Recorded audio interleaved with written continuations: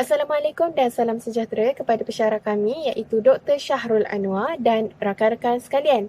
Di dalam video ini, kami akan membentangkan tentang laporan kajian kami iaitu pemikiran heuristik dalam pembelajaran subjek matematik. Sebelum kumpulan kami membentangkan tentang kajian tersebut, izinkan saya untuk memperkenalkan ahli kumpulan terlebih dahulu iaitu terdiri daripada Wong Jingmi, Arina Hanim, Darshini, Yashini, Neha, Kirtiga, Adriana Nazurah, Dina Nur Aisyah, Sarah Batrisha dan akhir sekali ialah saya sendiri, Karisa Asyazalin binti Zulkifli.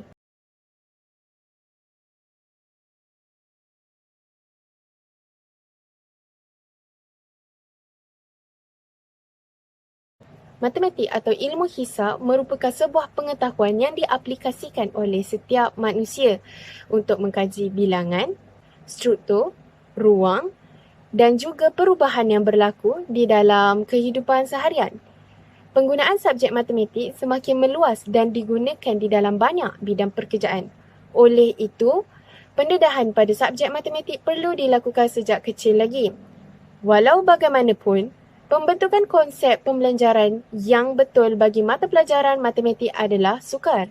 Ini disebabkan oleh kekeliruan dan kelemahan terhadap penguasaan konsep asas matematik yang menyebabkan minat para pelajar terhadap matematik adalah berkurangan. Oleh itu, dengan menggunakan konsep pemikiran heuristik, ia mampu menyelesaikan atau mengatasi masalah tersebut.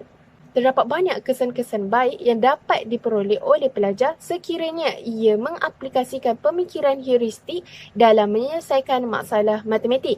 Antaranya ialah, pertama, mereka dapat melatih dan meningkatkan kemampuan mereka dalam menyelesaikan masalah matematik.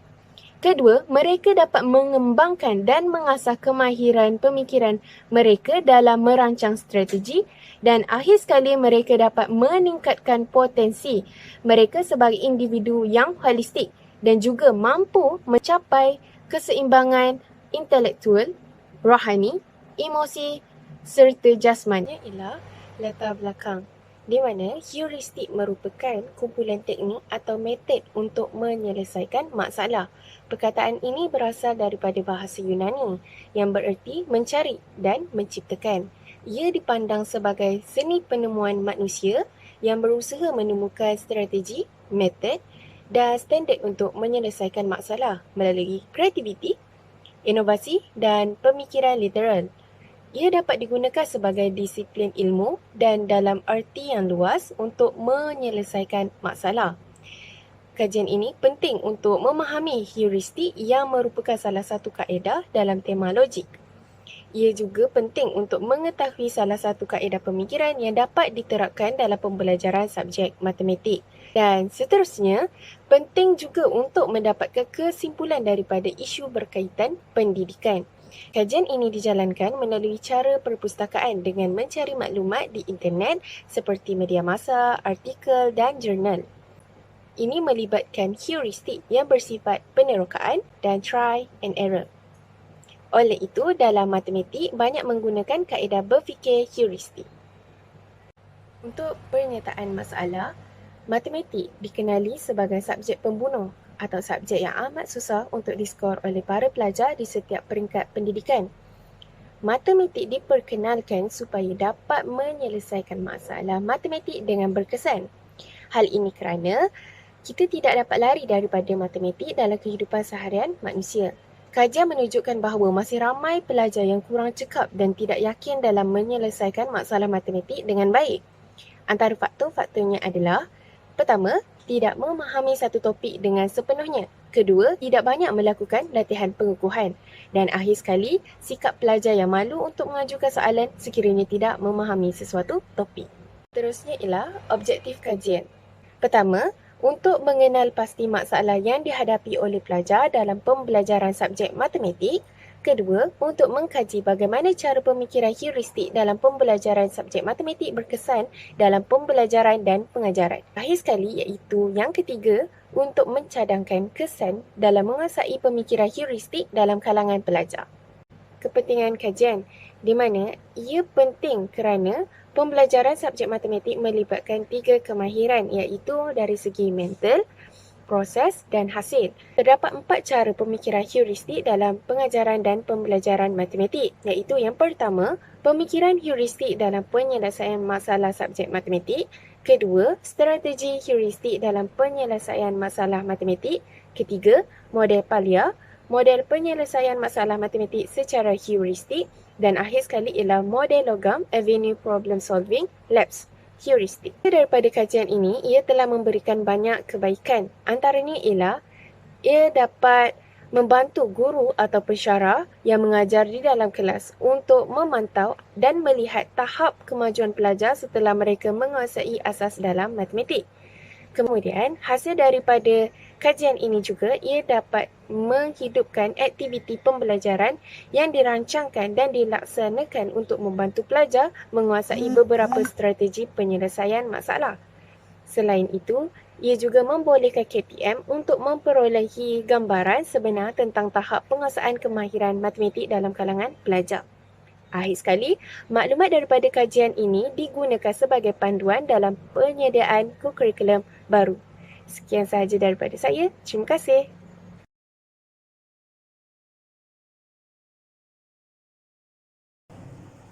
Assalamualaikum warahmatullahi wabarakatuh. Saya Dina Nurin Syahani binti Arsyad, nombor matriks AA200252. Saya akan menerangkan metodologi yang digunakan dalam melaksanakan kajian ini. Kajian ini dilaksanakan menggunakan kaedah kualitatif, iaitu melalui kaedah perpustakaan, di mana kami mencari serta merujuk kajian-kajian terdahulu yang telah diterbitkan seperti jurnal, buku, artikel dan lain-lain sumber daripada internet. Bahan-bahan rujukan yang berkaitan dengan tajuk kajian iaitu dalam bidang matematik, misalnya buku atau artikel berkaitan matematik, matematik tambahan, kalkulus dan algebra, perlu diteliti dan dianalisis bagi menyokong kajian ini. Kaedah metodologi ini dipercayai lebih sesuai, menjimatkan masa dan pada masa yang sama tidak memerlukan kos yang tinggi. Salah satu sumber rujukan yang digunakan dalam kajian ini adalah daripada sebuah jurnal yang bertajuk Keupayaan dan Sikap dalam Menyelesaikan Masalah Matematik Bukan Rutin, yang mengaplikasikan kaedah kuantitatif dengan 3 jenis instrumen kajian, iaitu pengujian, soal selidik dan temu bual. Bagi kaedah pengujian, penyelidik menyediakan 2 set soalan ujian matematik yang mengukur keupayaan pelajar dalam menyelesaikan masalah matematik bukan rutin.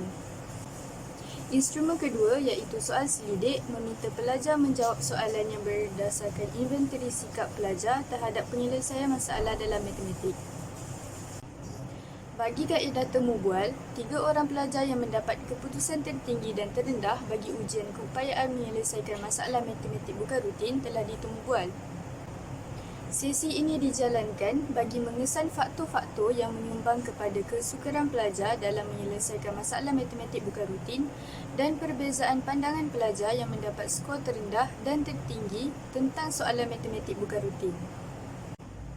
Sumber rujukan kedua pula adalah daripada sebuah jurnal yang bertajuk Heuristik dalam Penyelesaian Masalah Matematik. Menurut jurnal tersebut, kaedah kuantitatif iaitu secara pengujian telah digunakan bagi menyempurnakan kajian. Dalam kajian ini, penyelidik menyediakan set soalan yang diberi kepada pelajar yang terlibat untuk diselesaikan dalam masa 2 jam. Sumber rujukan yang terakhir yang bertajuk Persepsi Murid Tahun 5 terhadap penggunaan kaedah model bar dalam penyelesaian masalah matematik berayat tajuk pecahan telah dirujuk untuk melengkapkan kajian ini. Kajian ini menggunakan pendekatan kualitatif yang mengaplikasikan kaedah pemerhatian, temu bual, analisis dokumen serta triangulasi. Bagi kaedah temu bual yang telah dibuat bersama guru pemantau, didapati murid paling tidak menggemari soalan matematik berayat kerana tidak suka membaca soalan yang panjang dan kompleks. Temu bual bersama pelajar pula mendapati pelajar berpendapat bahawa mata pelajaran matematik merupakan subjek yang sukar dan tidak digemari. Sungguh pun begitu, sebilangan besar murid tidak menguasai kemahiran asas yang diperlukan dalam menyelesaikan masalah matematik. Data yang telah diperoleh akan melalui proses penganalisisan. Bagi mencapai objektif kajian ini, data terkumpul yang diperoleh daripada ketiga-tiga jurnal tersebut dijadikan rujukan bagi menganalisis data serta akan dibandingkan melalui dua kategori iaitu persamaan dan perbezaan.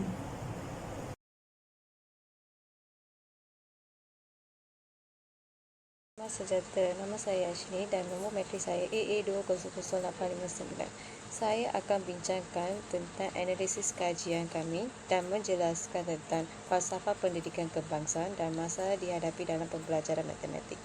Falsafah pendidikan kebangsaan iaitu FPK merupakan dasar pendidikan yang telah dilaksanakan di negara Malaysia. Berdasarkan falsafah pendidikan kebangsaan, setiap aktiviti pendidikan diadakan bagi mencapai inti-inti utama dalam FPK, iaitu melahirkan insan seimbang dari segi jasmani, emosi, rohani, intelektual dan sosial.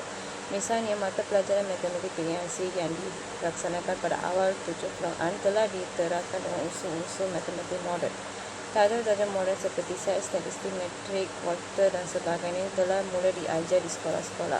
Pendekatan pengajaran perlu ditekankan kepada pemahaman konsep tanpa mengurangi kepentingan mengira. Kurikulum bersepadu sekolah menengah KBSM maupun kurikulum standard sekolah menengah iaitu KSSM yang sememangnya menekankan kemahiran tersebut. Sejak KBSM dilaksanakan, guru disarankan menggunakan model penyelesaian foliar dalam menyelesaikan masalah matematik berbentuk penyelesaian masalah. Kemahiran abad ke-21 seperti kemahiran penyelesaian masalah dapat dilakukan menjadi tumpuan kerana pelbagai aspek positif yang dibangunkan dalam diri pelajar. Walau bagaimanapun, penyelesaian masalah matematik adalah suatu proses yang sangat kompleks. Matematik boleh dibahagikan kepada 5 kategori iaitu fakta, algoritma, konsep, hubungan antara konsep dan penyelesaian masalah. Penyelesaian masalah adalah bahagian penting dalam pembelajaran matematik dan ia merupakan matlamat menyeluruh pendidikan matematik.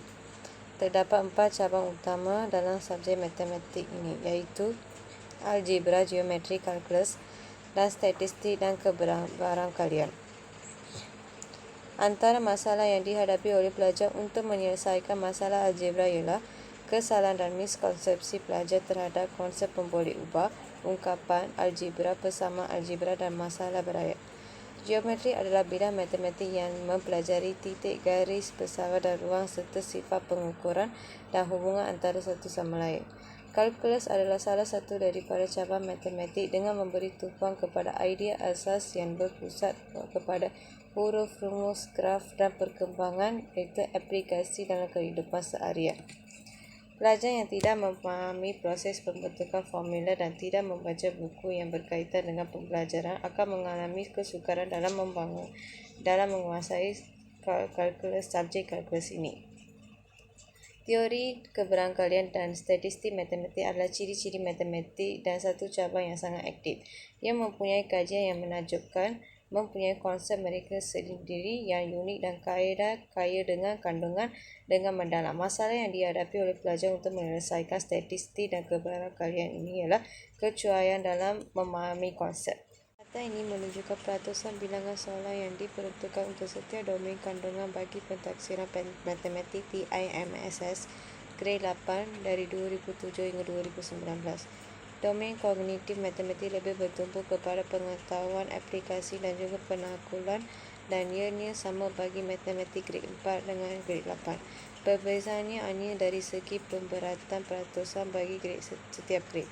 Daripada ketiga-tiga aspek ini, aspek pengetahuan dan aplikasi membawa peratusan yang paling tinggi bagi murid grade 4 iaitu 40%, manakala grade 8 pula membawa peratusan yang tinggi iaitu 40%.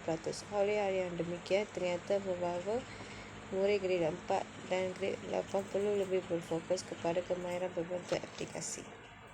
Seterusnya, dalam carta ini menunjukkan setiap topik menerima jumlah pemberatan yang hampir sama dalam pentaksiran matematik untuk grade 8. Namun topik nombor dan algebra mempunyai peratusan yang lebih tinggi iaitu 30% berbanding topik geometri dan data dan kebarangkalian masing-masing iaitu 20% sahaja. Graf ini membincangkan pencapaian subjek matematik dalam pentaksiran TIMS pada tahun 1999 sehingga yang terkini iaitu pada tahun 2015.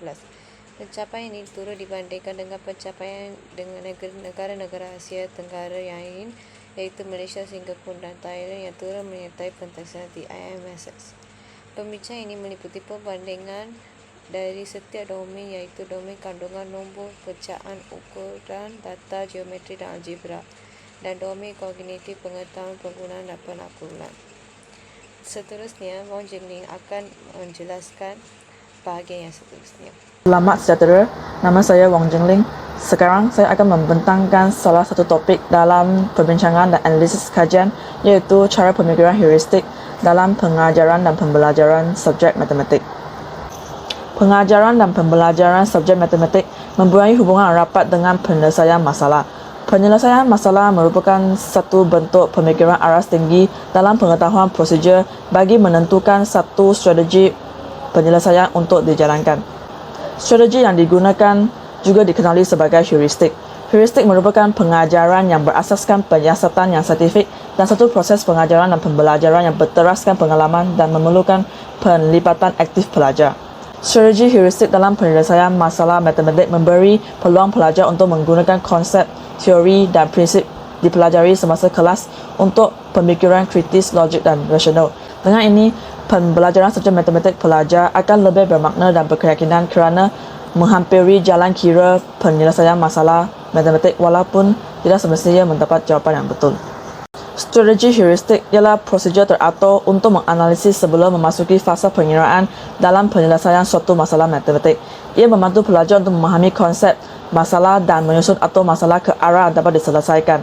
Walau bagaimanapun, strategi heuristik tidak menjanjikan jawapan yang diperoleh mestilah betul. Strategi heuristik dibahagikan kepada dua peringkat, iaitu peringkat mengenal pasti masalah dan seterusnya peringkat membuat keputusan cara penyelesaian masalah. Terdapat beberapa pendekatan heuristik yang biasa digunakan dalam penyelesaian masalah, iaitu heuristik dalam bentuk penekaan atau pengujian, heuristik mencari pola, heuristik menggunakan gambar raja, heuristik memudahkan masalah, heuristik membuat jadual, charta atau graf, dan heuristik menyusun atau data dan maklumat yang sedia ada. Terdapat beberapa model untuk membantu penyelesaian masalah matematik telah dikemukakan sepanjang era oleh pengkaji dan pendidik pendidikan matematik. Model Poyer yang berpaksikan acuan barat telah disarankan untuk diguna pakai oleh guru dan juga pelajar dalam mengajar dan mempelajari subjek matematik. Model Poyer menekankan 4 langkah atau fasa utama untuk menyelesaikan masalah matematik, iaitu memahami dan mentafsir masalah, merancang atau membentuk penyelesaian masalah, menjalankan rancangan penyelesaian dan menyemak semula. Terdapat beberapa perkara yang perlu ditekankan semasa semakan semula supaya penyelesaian masalah pelajar adalah logik walaupun strategi yang digunakan adalah berbeza. Perkara yang diperhatikan termasuk menyemak semula maklumat yang telah dipastikan, menyemak pengiraan yang digunakan dalam penyelesaian masalah, mempertimbangkan logik penyelesaian, merujuk penyelesaian yang lain, dan membaca semula soalan dan mensoalkan diri sama ada menjawab soalan atau tidak. Strategi penyelesaian masalah yang dikemukakan oleh Poyer kemudian telah dimajukan oleh Schoenfield untuk membantu lagi para pelajar menyelesaikan masalah matematik. Schoenfield pula membincangkan 4 faktor penting bagi penyelesaian masalah, iaitu pengetahuan asas pelajar seperti pengetahuan berasaskan fakta, konsep dan prosedur yang digunakan dalam penyelesaian masalah, heuristik atau strategi yang digunakan dalam penyelesaian masalah, kemahiran metakognitif iaitu kesedaran berfikir, pengawalan kendiri dan pengetahuan tentang cara menggunakan sumber atau strategi penyelesaian masalah secara berkesan. Unsur efektif pada diri sendiri pelajar seperti kepercayaan, sikap dan amalan sosial budaya dalam penyelesaian masalah. Logan Avenue Problem Solving (LAPS) juga dikenali sebagai Learning Activities and Problem Solving. LAPS merupakan satu model pembelajaran yang berusaha untuk membantu pelajar dalam penyelesaian masalah.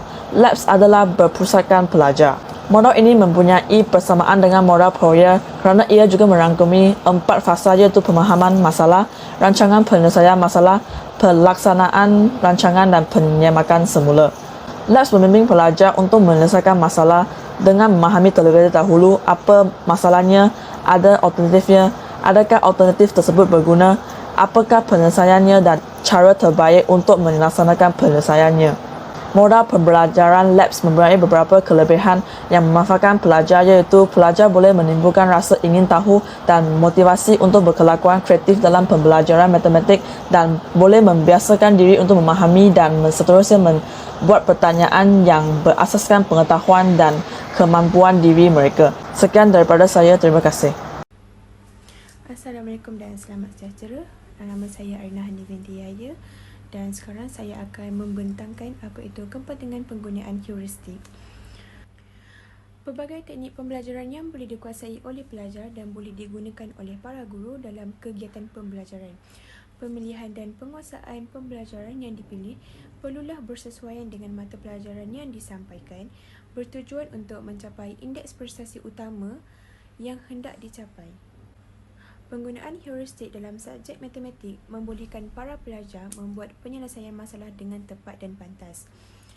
Penyelesaian masalah yang dihadapi adalah satu proses untuk memperoleh jawapan atau fahaman baru dalam subjek matematik yang melibatkan lebih dari satu kaedah. Oleh itu, pemikiran heuristik sangat penting untuk mencapai keputusan melalui percubaan yang betul. Pelbagai kaedah atau model pembelajaran yang boleh dicuba untuk mencapai sesuatu penyelesaian. Sebagai contoh, kaedah trial and error atau cuba dan lihat boleh dijadikan garis panduan atau penanda aras dengan melakukan beberapa percubaan sehingga berjaya memperoleh jawapan. Para pelajar dapat meneroka konsep matematik yang dipelajari untuk menyelesaikan masalah. Oleh itu, kaedah trial and error adalah satu kaedah yang bersifat heuristik. Seterusnya, pemikiran heuristik juga bersifat penerokaan. Heuristik tidak mempunyai sebarang peraturan yang sistematik atau peraturan yang teratur yang perlu diaplikasikan semasa digunakan. Oleh hal yang demikian, pemikiran heuristik bersifat penerokaan di mana pemikiran ini sangat berkait rapat dengan logik manusia. Mengikut akal logik untuk mencapai satu penyelesaian, lebih baik mencuba beberapa kali sehingga berjaya daripada tidak mencuba langsung. Meskipun perlu melalui beberapa kegagalan, bab kata pepatah, di mana ada kemahuan, di situ ada jalan. Oleh itu, pemikiran heuristik dapat menukar cara keberkesanan pemikiran para pelajar. Di samping itu, mengamalkan pemikiran heuristik dapat terhindar daripada membuat andaian yang silap. Menurut kajian yang telah dilaksanakan, kebanyakan para pelajar berjaya menggunakan teknik pengeraan yang betul. Namun, masih ada pelajar yang tidak berjaya memperoleh jawapan yang tepat. Hal ini terjadi kerana para pelajar tidak terlatih dengan pemikiran heuristik walaupun mereka masih memperoleh markah daripada langkah-langkah pengiraan, tetapi mereka masih membuat kesilapan yang cuai dan terang-terangan dalam penukaran operasi matematik. Seterusnya, kesan menguasai pemikiran heuristik dalam kalangan pelajar. Kegiatan pembelajaran yang berjaya sangat bergantung kepada kedua-dua belah pihak, iaitu para guru dan para pelajar. Oleh itu, sangat disarankan untuk memastikan keberkesanan proses pembelajaran yang dijalankan haruslah bermula daripada seorang guru atau pendidik yang cemerlang dan bersungguh-sungguh dalam mendidik pelajar. Beberapa kajian telah dilakukan bagi memperoleh keputusan kesan menguasai pemikiran heuristik dalam kalangan pelajar. Menurut para pengkaji, didapati bahawa selepas pelajar menerima soalan penyelesaian masalah, langkah pertama yang dilakukan adalah membaca soalan dengan teliti, diikuti dengan melukis gambar rajah, iaitu strategi yang sering diguna pakai. Seterusnya, pelajar menyelesaikan soalan yang ditetapkan dengan menulis persamaan matematik, menggunakan algoritma untuk pengiraan dan seterusnya mengenal pasti kaedah penyelesaian. Oleh itu, para pelajar perlu sentiasa diberi latihan dan pendedahan dengan soalan penyelesaian masalah yang bersesuaian dengan tahap mereka. Hal ini secara tidak langsung dapat melatih mereka untuk sentiasa berfikir di luar kotak. Justeru, pemikiran heuristik dapat memberi motivasi dan galakan kepada para pelajar untuk berani membuat keputusan yang tepat dan pantas dalam menangani pelbagai situasi yang mencabar.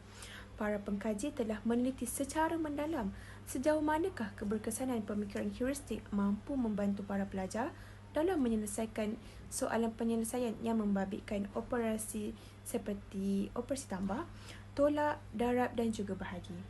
Keputusan dapat dilihat apabila para pelajar berjaya menjawab soalan heuristik semasa sesi temu duga untuk menggalakkan para pelajar memberi respons yang cukup supaya data boleh diperoleh untuk dianalisis kemudian. Dalam mencapai matlamat pendidikan yang moden dan bertaraf dunia, kegiatan pembelajaran mata pelajaran matematik perlu dipergiatkan untuk melahirkan pelapis atau generasi muda yang berfikiran kritis dan kreatif seperti yang tertera dalam falsafah pendidikan negara. Sekian itu sahaja daripada saya. Terima kasih.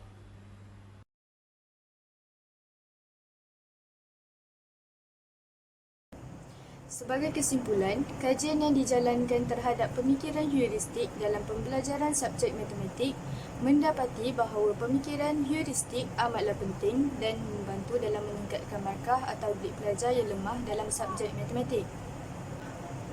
Pemikiran heuristik dapat membantu pelajar yang lemah dalam subjek matematik dengan menyenaraikan elemen penting yang diberikan dalam soalan matematik sebelum memulakan aktiviti pengiraan. Selain itu, pelajar mestilah menyediakan rancangan penyelesaian yang lengkap bagi menyelesaikan masalah matematik dengan menggunakan kaedah trial and error. Seterusnya, pelajar haruslah menggambarkan terlebih dahulu jalan kira yang akan digunakan bagi menyelesaikan masalah matematik itu supaya masa tidak terbuang begitu sahaja. Akhir sekali, pelajar perlulah menyemak semula jalan kira yang digunakan bagi menyelesaikan masalah matematik tersebut menggunakan pemikiran secara heuristik bagi memastikan tiada kesalahan yang dilakukan sewaktu menyelesaikan masalah tersebut. Akhir kata, pemikiran secara heuristik ini sangat membantu pelajar, terutamanya pelajar yang lemah dalam subjek matematik untuk terus memantapkan diri dalam bidang pengiraan agar terus maju di masa hadapan. Itu sahaja daripada saya. Sekian, terima kasih.